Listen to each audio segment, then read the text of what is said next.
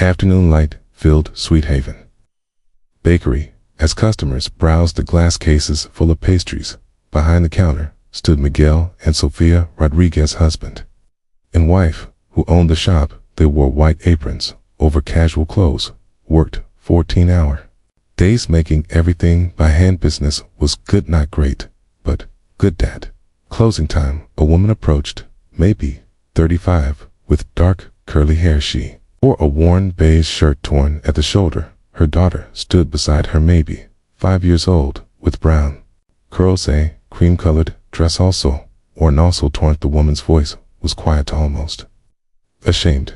"Excuse me, do you have any expired cakes for my daughter? It's her birthday." Miguel and Sofia exchanged looks. "Expired?" Miguel asked. "Yes," the woman said. "I know. Bakeries throw away old items. I was hoping maybe." She looked at her daughter, who stared at the cakes with longing. "I can't afford a fresh one." "But she should have something for her birthday."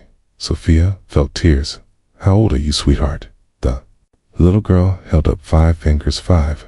"That's a big birthday." Sofia said, "What's your name?" Maya, an older man, sat in the corner, treating a newspaper. Black suit, silver hair, distinguished. Been there for an hour drinking coffee, working on his laptop. Nobody paid him attention, but he heard everything. "We don't sell expired cakes," Miguel said. The woman's face fell. "I understand. I'm sorry to bother you, but we do have something." Sofia interrupted. She went to the back, came out with a small cake, white frosting, pink roses, fresh, beautiful. "We made this for a customer who canceled. It's yours if you want it." The woman stared. "I can't afford that." "No charge." Miguel said. "It would just go to waste." The woman started crying. Thank you so much." Maya's face lit up. "Mommy, a real cake. A real birthday cake." The woman took it carefully, like it might disappear.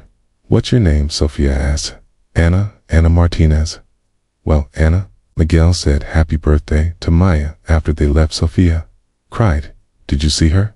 Face asking for expired cake for her daughter's birthday." "I know," Miguel said. "Makes you grateful for what we have." The man in the corner stood, approached the counter. "That was kind. What you did." Miguel shrugged. "She's a mother trying to give her daughter a birthday. We couldn't say no." The man extended his hand.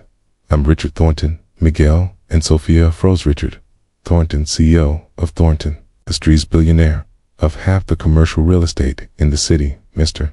Thornton." Sofia stammered. "We didn't recognize you." "Good," Richard said. "That means you were genuine, not performing." He pulled out a business card. "I'd like to discuss something with buying your bakery." Miguel felt his stomach drop. "We're not for sale." "Hear me out," Richard said. "I own this building and the 3 buildings around it. I'm developing a retail center. I want your bakery as the anchor tenant. We can't afford anchor rent." Gil admitted. "You don't understand," Richard said.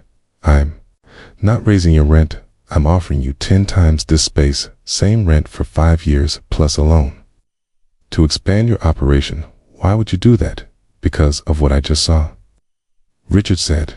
"That woman asked for expired cake. You gave her fresh, one free, without hesitation. That tells me who you are. I want that in my development.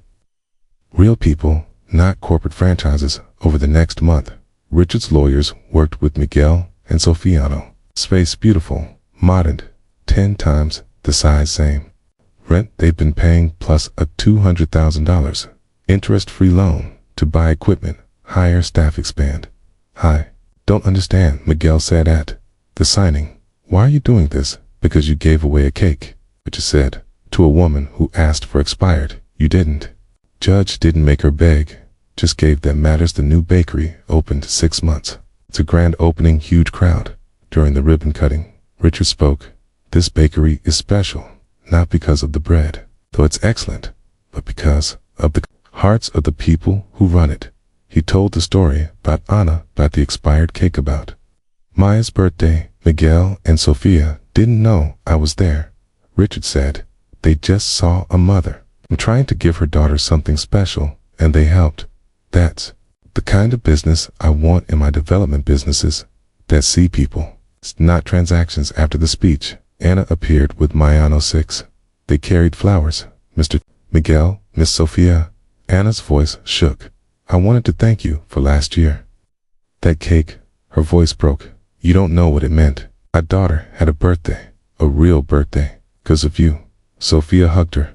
How are you doing? Better, Anna, said I. Got a job at an office. We have an apartment now. Maya's in school. Things are better. I'm so happy, Sophia said. What you did changed my life, Anna said. Not just the cake, but the dignity you didn't make me feel small or ashamed. You just helped. Richard approached Anna. I have something for you. He handed her an envelope. What is this? Job offer. My company needs administrative assistance. Starting salary, $45,000, full benefits. If you're interested. Anna started crying. Why? Because you had the courage, Richard said, to ask for help to do whatever it took to give your daughter a birthday. That's character. That's what I hired 1 year after that day. Richard held a press conference announcing a new initiative, the Dignity Business Program. I'm offering interest-free loans to small businesses that demonstrate compassion, that see people not profit, that choose kindness over convenience, he told. Anna's story, the expired cake, the free birthday, the transformation. We need more businesses like Sweet Haven. Richard said that give when they have little, that help without judging, that remember every customer is a person with a story. Struggles with dignity. At the press conference Anna spoke 2 years ago, I walked into a bakery, she said. On my daughter's birthday, I had $3. I asked for an expired cake. Her voice broke. I was so ashamed. But my daughter deserved something. The owners didn't hesitate.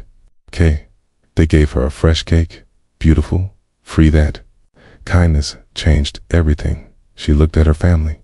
Today, I have a job because Mr. Thornton saw that moment. We have an apartment. Maya's thriving in school, all because 2 bakers chose kindness. Miguel stood when Anna asked for expired cake. He said, I saw my mother who raised me alone, who did whatever it took to give me birthdays, to make me feel loved. I couldn't say no because someone helped my mother. When she needed it, I was just paying it forward. Sophia added, we didn't give away a cake. We gave dignity. We said your daughter matters. Your love matters. You trying matters. That's what people need, not just food, but to be seen. Richard spoke last. I was in that bakery by accident, he said, killing time working on my laptop. I almost didn't notice. Then I heard a woman ask for expired cake for her daughter's birthday. I could have looked away, could have ignored it. But I watched his voice thick with emotion, and I saw real kindness. I saw business owners who chose people over profit, who gave generously from very little. That moment changed how I do business, changed what I value. Thank you, Anna, for having the courage to ask. Thank you, Miguel and Sophia, for having the compassion to give.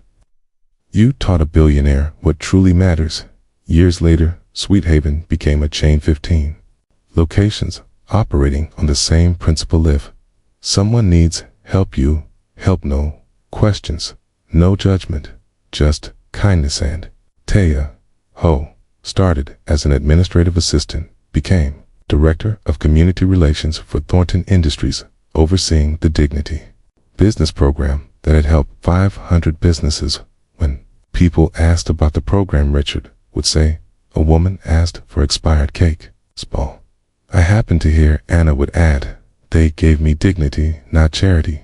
And Miguel and Sophia would finish, we just gave a birthday cake to a little girl who deserved one.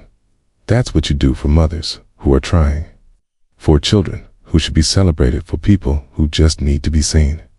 If this story touched your heart, please like and share it with someone who believes in dignity over charity. Subscribe for more stories about small kindnesses that change everything. Comment and tell us about a time when someone gave you dignity when you needed it most. Your story might inspire an act of grace today.